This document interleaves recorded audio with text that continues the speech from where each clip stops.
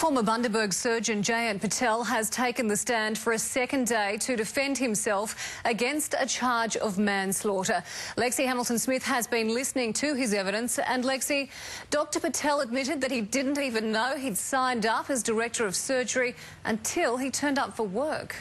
Yeah, Georgie, it's incredible, isn't it? He said he was hired as a senior medical officer, but on that day when he turned up, he saw the sign on his door and it said Jayant Patel, Director of Surgery. So he then realised that was his role and it was a job that he then formally accepted. But much of today's evidence was taken up with details about Mr Morris's medical care. It's Jayant Patel's chance to tell his side of the story. In control and always calm, he made it clear he believed he did everything he could to save his patient's life, stating 9 days before Mr Morris died, "I did not think his condition was life-threatening." Dr Patel has pleaded not guilty to manslaughter after the 75-year-old died following an operation to remove part of his colon in 2003.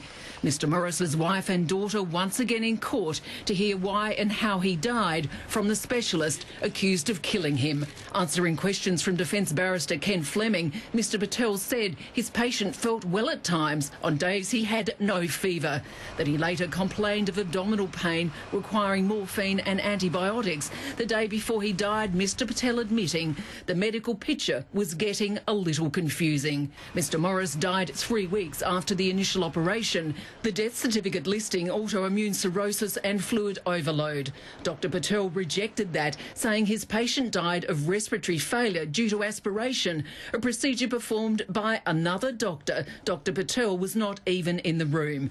Under cross-examination, he accepted he had not worked as a doctor for at least 2 years before moving to Bunderberg, but maintained of the 12 Hartmann's procedures he'd performed, he had only ever lost one patient, Mr Morris.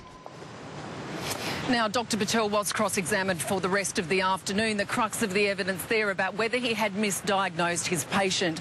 Peter Davis for the Crown saying at one point there were 4 options, 4 different possible things wrong with him, saying to Dr Patel, "You haven't properly diagnosed this man with diverticular disease. You just took a chance." Mr Patel replied, "I disagree." He will be back in the stand again tomorrow for a third day, Georgie.